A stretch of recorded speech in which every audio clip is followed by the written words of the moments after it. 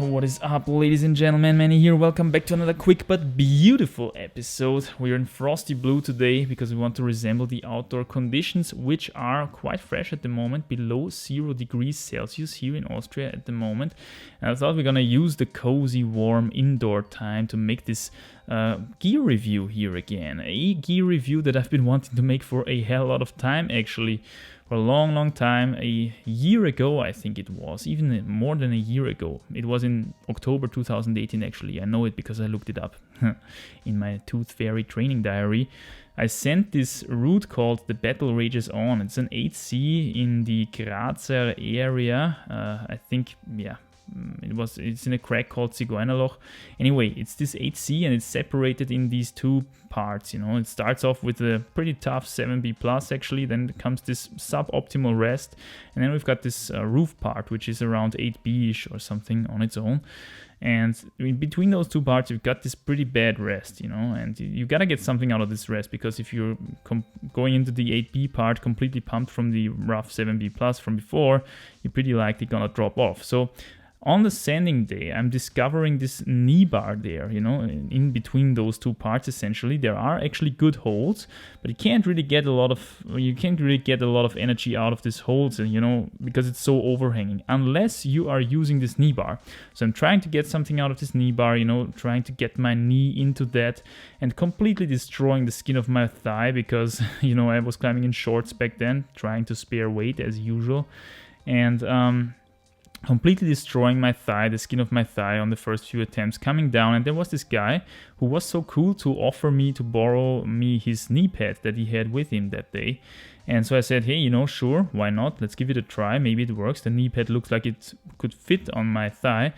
And see there, 2 attempts later, I was able to crack this thing open, essentially thanks to this knee pad, you know.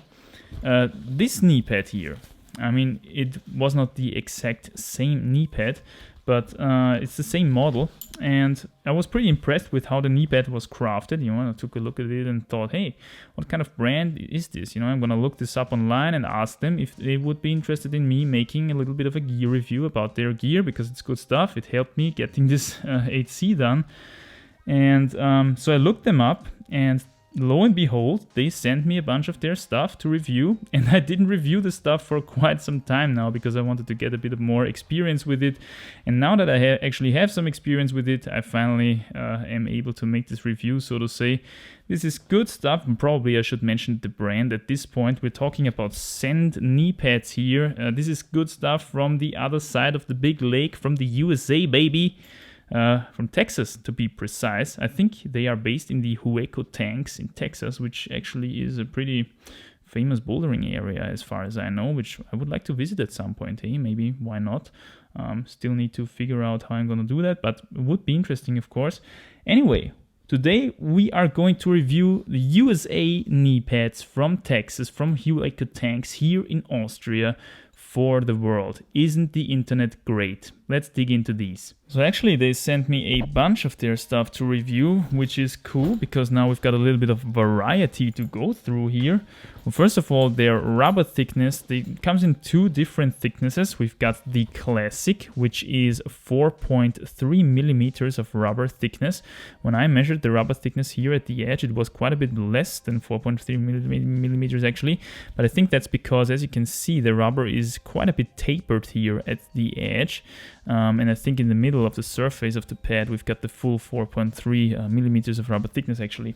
And this is the classic thickness. And then we've got the slim, the so-called slim thickness, which is only 3 millimeters of rubber thickness. And I actually wore the slim on the sand, and pretty much on all occasions afterwards where I used the knee pad, I personally like it more because I have the feeling that I have a little bit more feeling where the actual, you know, if I'm actually properly locked into my knee bar. Because let's be honest, we can feel the rock, more friction dependent stuff sticking out where you can really jam your thigh into, and you can feel this with this knee pad quite a lot still. With this knee pad, you know, if you get a lot of pressure onto your thigh because it's super overhanging or something like that, the greater rubber thickness could of course be helpful in protecting your thigh even more, but you have a little bit less feeling. So it's kind of a it's kind of a, you know, you've got to know what's more important to you. When it comes to sizing of the knee pads, they come in 2 sizes, which is first of all the large, as we can see.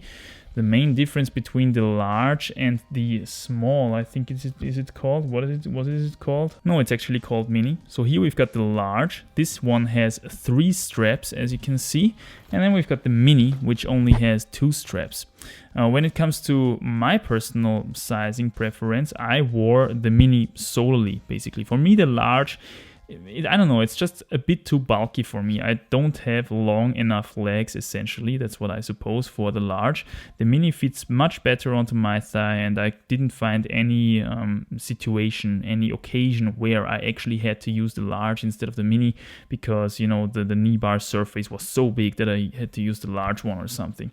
All right, so now that we've covered the outer rubber shield here a little bit, let's talk about the inner materials here. The inner material is what they call airprene, which is essentially a breathable neoprene, I think. Breathable because it has these tiny little holes in there, these tiny little holes, I should say. If you can use these as holes, you know, gotta have a pretty small pinky. But anyway, it's breathable, and that's cool because you don't sweat your bag off actually under these. You know, when you've got a knee pad on for, let's say, 30 minutes, 40 minutes or something, because you've got these super endurance-y knee bar climbs in Spain or Greece or somewhere, and you know you're accumulating quite a lot of sweat below your knee pad, then this thing starts to slide around and it's losing its effectiveness and stuff like that. So they try to prevent this by making the neoprene that they use breathable, which is of course cool. Another thing that I really like about the neoprene in general is that it's kind of sticky. You know, it's sticky.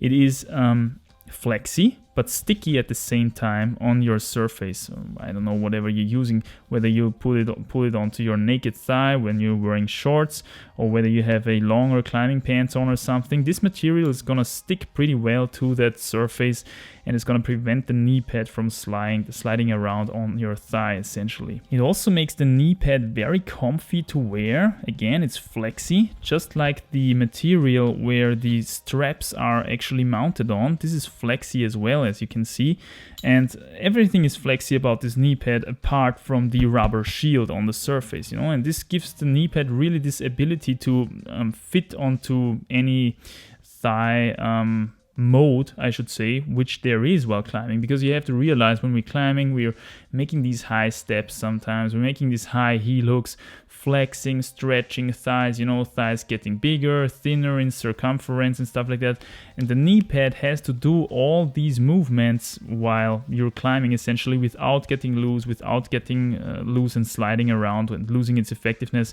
And the flexiness of this whole design here of this knee pad allows it to do just that. The straps are simple and functional. What I really like about these is a little detail that they came up with. As you can see, there is this rounded piece of metal here that is, you know, put on top of the buckle here, and this protects the piece of fabric here that goes into the buckle from wearing off on the edges of the buckle itself. And this is something I find great, you know, because we know that, especially with bouldering pads, when we're using bouldering pads for quite some time and we're buckling it in, buckling it off, you know, strapping it down quite tightly and stuff like that, these pieces of fabric, they use off quite quickly on these metal buckles. And they try to prevent that actually with this, you can hear it, with this piece of rounded metal on there. Great idea, and it works. And yeah, that's pretty much all I have to say about these. Here again, we have the Mini Slim. This is the Mini Classic. And here we have the Large Classic, which, as you can see, it's quite a lot bigger, you know. It's not only longer, but it's also wider. Okay, it's also wider here, so you gotta have quite a bit of a thigh, you know, to make use of this stuff. And then we got another interesting piece of gear that they have, which they call the Wizard Sleeve, which is just like it's a pipe, you know, it's a seamless pipe out of neoprene, and then we've got this thin rubber shield on top there.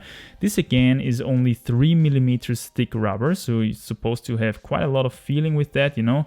And when they sent me, these actually come in 7 different sizes, you know, as you should notice, because when you cannot adjust the size afterwards by buckling it down, you have to pick the right size right away. Something which I professionally failed at, because they sent me and they asked me what my preferred size would probably be. I tried to figure it out, but I sent them a way too small suggestion. So I've got an S here. This is the S size. I don't know if you can read this. Anyway, long story short, my thigh doesn't fit in there. It's quite too big, so I didn't have the chance to actually try these out properly. Maybe I could, I don't know, you know, fit it onto my arm and do some overhead arm jams into some two-fars or something like that. I don't know. Anyway, I couldn't really test them out, but I think it's a great concept, because you just basically have to slide them on and off without buckling down onto something, which, you know, it could be cool for bouldering, for example, when you just don't want to wear the knee pad for so long. You just basically slide in, make an attempt, and then get it off again. Yeah, it's a cool concept, I think. It's also really nice that they've got this this piece of even more flexy fabric down there to allow your knee, the ends of your knee strings, hamstrings, I should say, actually, to have a little bit of freedom of movement there. They put some thought into their products, I have the feeling. You know, they have quite a lot of experience with bouldering pads as well, and you can really see that on their product. So yeah, good stuff, I have to say. I think that's pretty much it for this review. I hope you enjoyed it. Big thanks again to Send Climbing. Greetings from Austria to Hueco Tanks in Texas, USA. And I'm pretty sure I'm gonna make good use of these pads in the future on knee-bar-y routes. And yeah, now I'm gonna get out a bit, I think, and enjoy some fresh cold air here in the Austrian countryside. Anyway, guys, I hope you're crushing as well, and I'll see you soon in the next one. Bye.